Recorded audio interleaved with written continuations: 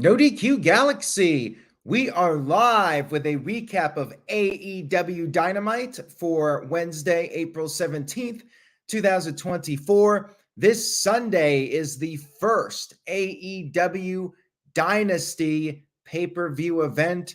NoDQ.com will have live results coverage. We are doing predictions for Dynasty at 8 p.m. Eastern, 5 p.m. Pacific on Thursday. Check that out if you're interested. Let's get to the Dynamite recap. We opened up the show with the return of Jon Moxley, who has been in Japan over the past several weeks. He came to the ring with the IWGP Championship. He won it over the weekend. The crowd chanted, "You deserve it," at him. He talked about 5 years of work to get to the championship. He said that if you have the heart, you could prove the doubters wrong. He then turned his attention to the Don Callis family, talked about how they tried to injure his brother, Bryan Danielson. He said he's picking a fight with the biggest and baddest person in the Don Callis family, Will Powerhouse Hobbs. He challenged Hobbs to a match for next week's Dynamite. And that was the segment, just to reestablish Jon Moxley on the show. I'm a little surprised that they did this on this show, just because Moxley's not wrestling at Dynasty, and you really want to use up your TV time to build up your matches that are on the pay-per-view. But Moxley's back, and I'm actually fine with him not having a match at Dynasty, just because I feel like they already have too many matches on the card as it is. We really don't need a Moxley match at Dynasty. Anyways, next week, Moxley versus Hobbs.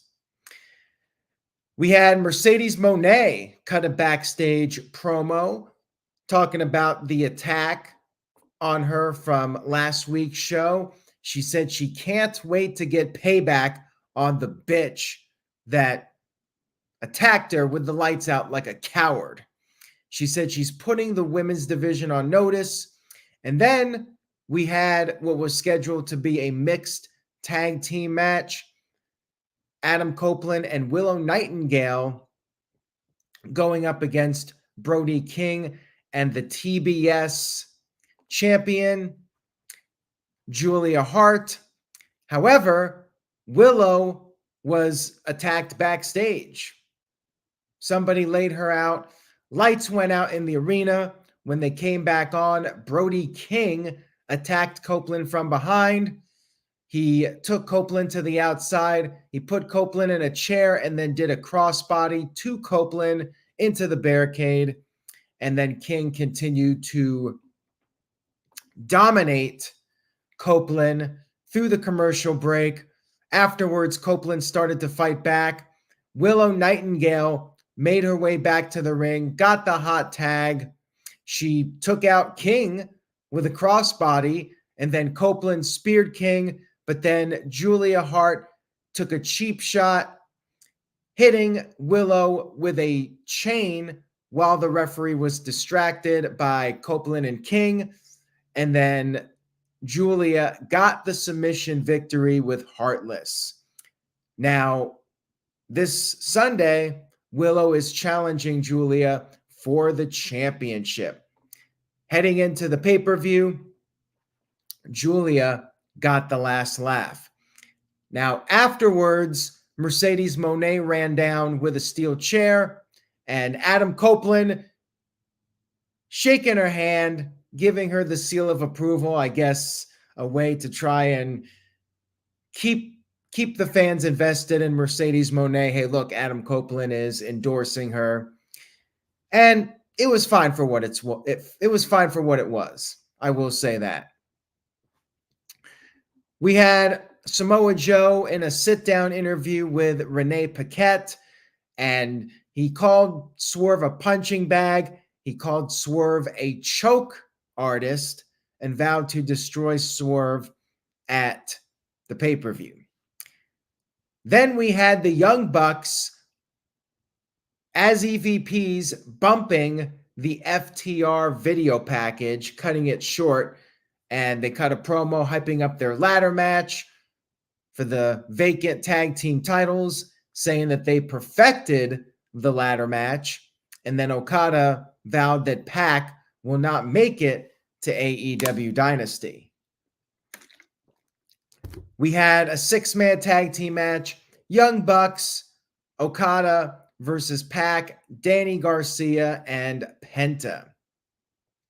Elite had the early momentum, and then Matthew, maybe taking a page out of the Rock's book from back in the day, he grabbed a microphone and started talking on the mic while he was in the ring delivering offense.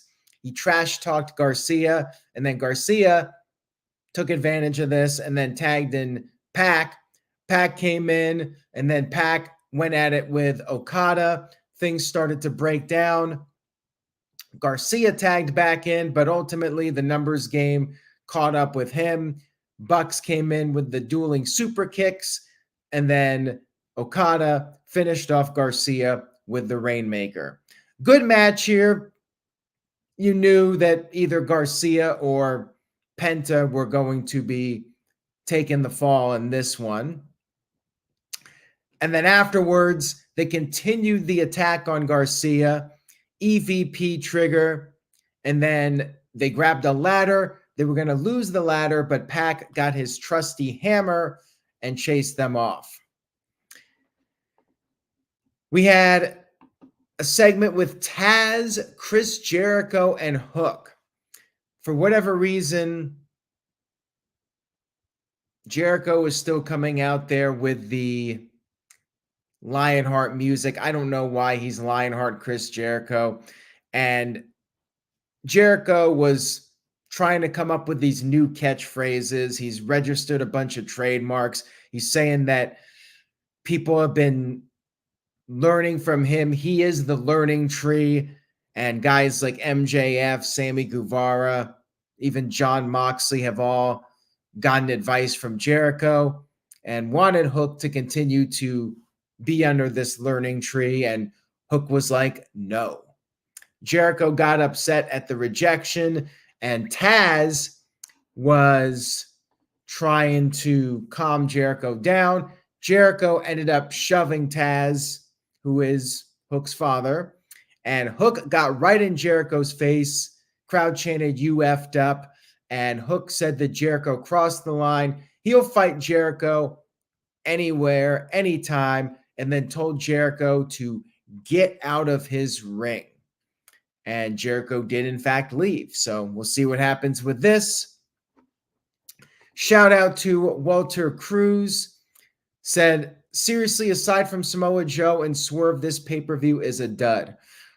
I think the pay-per-view is going to be great. I know it's not the best build-up for an AEW pay-per-view, and now that we're getting more frequent pay-per-views, they're not investing as much time in the storylines, which can be a positive, but can also be a negative. You know, with the monthly pay-per-views, I feel like storylines do move a little bit faster, but also you don't have quite as much buildup. I know it will end up being a great show as far as the wrestling quality goes.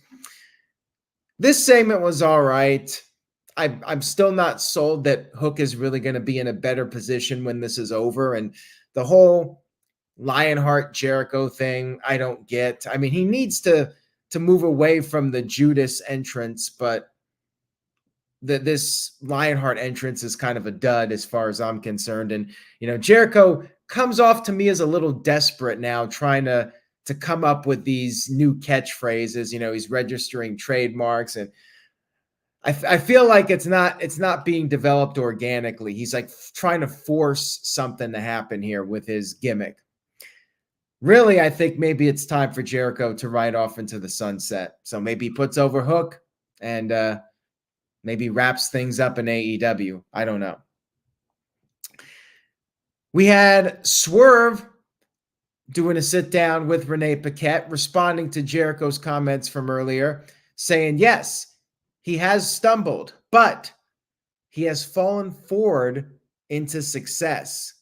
And he said he keeps getting back up, never give up. The John Cena approach, he didn't say John Cena, but, never back down, never quit, yada, yada, yada.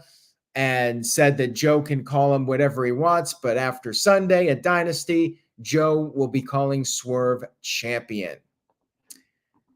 Next up, we had Mariah May versus Deonna Purrazzo, 9:15 spot. But hey, at least there was a women's match, I guess, half women's match. It was a mixed tag from the beginning of the show.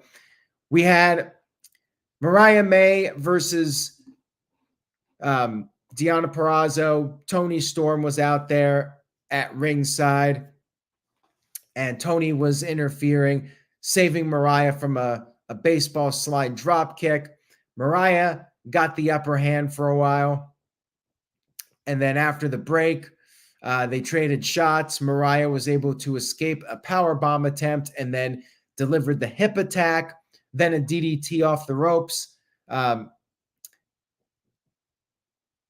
Deonna kicked out of that, and then Mariah went for another pin, but Deonna reversed it and got the 1-2-3 victory.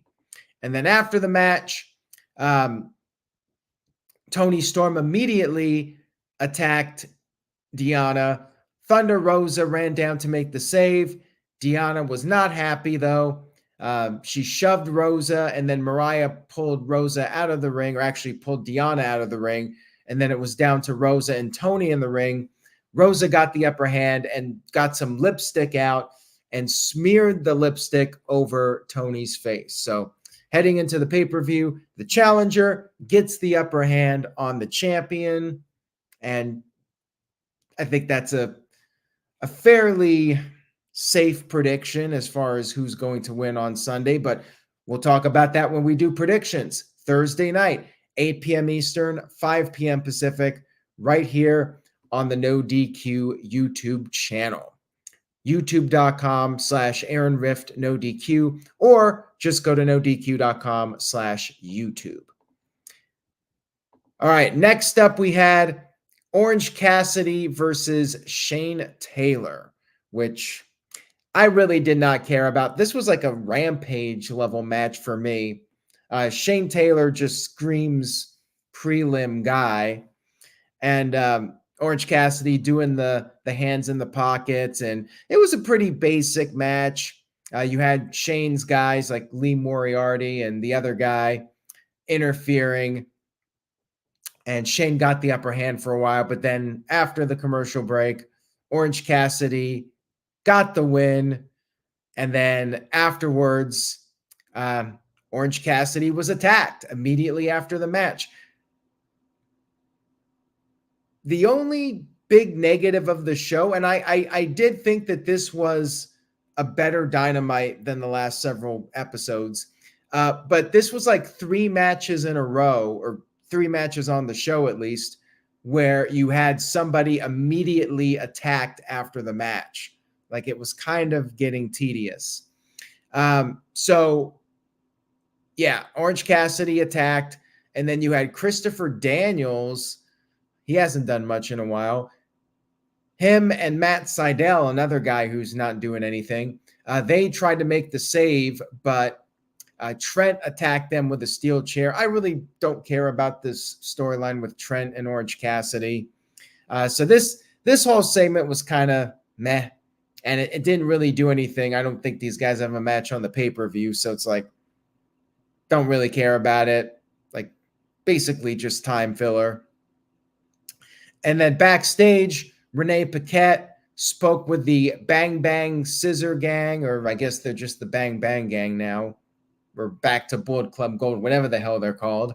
And they issued a challenge. Winners take all. Ring of Honor Tag Team or Trios Champions versus the AEW Trios Champions, the Acclaimed. And then the Acclaimed in another segment did accept the challenge. So it'll be champions versus champions, winner take all, this Sunday at Dynasty. And yeah, I say let's get rid of these Ring of Honor titles and really just get rid of Ring of Honor while we're at it.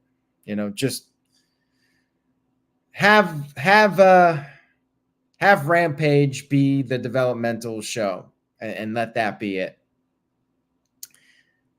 So next up, we had Will Ospreay versus Claudio in the main event match of the evening.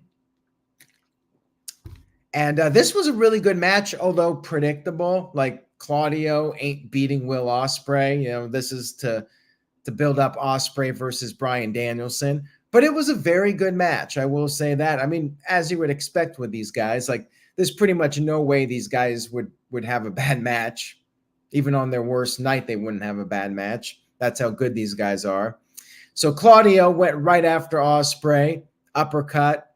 They brawled on the outside for a while. And Claudio took control for a while, and then Ospreay started to build up some momentum. He put the sharpshooter on Claudio, but Claudio reversed it, put on a sharpshooter of his own, and then transitioned into a crossface. Ospreay got out of that. We had some near falls. Ospreay with a tiger driver. Claudio kicked out of that. And then Ospreay countered the Ricola bomb attempt. Then Ospreay went for the Oz cutter. Claudio countered that, hit a big uppercut. Ospreay kicked out again. And then Claudio went for the big swing, but Ospreay was able to get out of that. Ospreay came off the top rope. Claudio kicked out again. And then Ospreay finally busted out the hidden blade and got the 1-2-3 victory. So really fun match here. And then after the match was over, guess what happened? Don Callis' family attacked Claudio right afterwards. And then Jon Moxley ran down to make the save. And Ospreay was trying to be neutral. He was not getting in on the attack. He was trying to hold his guys back. So we're still waiting for the breakup here. You know, Ospreay's a babyface, but he's with Don Callis. So, you know, they're going to do that split hopefully soon, get Ospreay off on his own. So yeah, it was a very good match and no real surprises or anything, but yeah, entertaining stuff. And then we had our final segment after the main event, which was Swerve Strickland coming to the ring, calling out Samoa Joe. Joe came out there, but security was trying to stop him. And then Swerve came off the top with a swerve stop onto all of the security guards, taking them out. And then he had a stare down with Samoa Joe. They started fighting. And then Joe turned his attention to Prince Nana. Swerve then took advantage, hit him with a house call kick, went for the swerve stop, but Joe was able to stop him and then took him out with the muscle buster. Joe took his title, held it over the body of Swerve. The champion gets the last laugh heading into the pay-per-view. I really liked the swerve stop onto the security guys. I thought that was probably the highlight of the show. And I did think it was a good ending segment.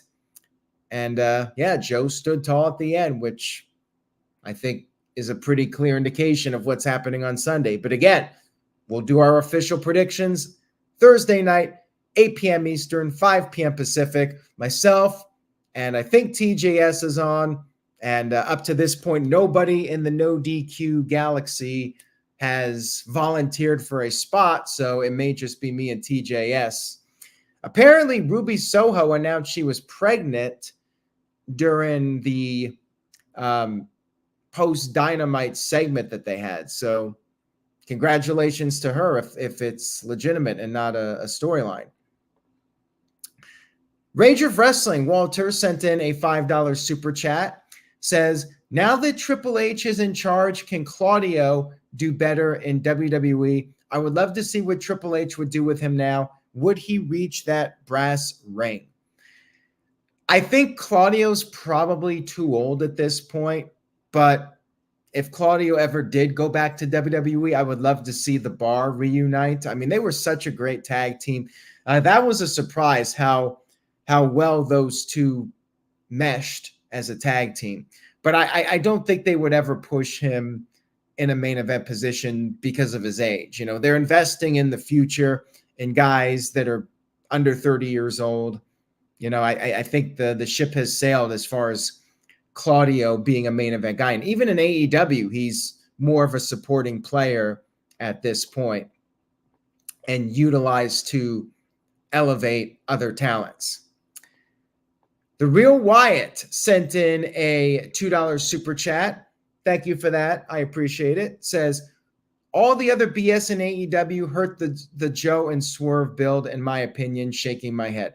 Well, I do agree with you on that note, because instead of Dynasty being the focal point, people have been talking about the Young Bucks and CM Punk, who's not even with the company. So yeah, it did hurt the build a little bit. As far as this show goes, Ospreay and Claudio was a great TV match, and I did enjoy some of the angles. They did a pretty solid job. There were a few filler segments though, and too many post matches where the baby faces were getting attacked right after the match. I think that was done like 4 times in one show, which was a little bit ridiculous. But overall, it was a decent go home show. Far from the best, but I've definitely seen worse. So I give it a B-. If you're gonna watch anything from the show, I think Claudio versus Ospreay is the match to watch. Like, to me, that definitely stole the show this week. And it was a step up from the last couple weeks of Dynamite. I will say that.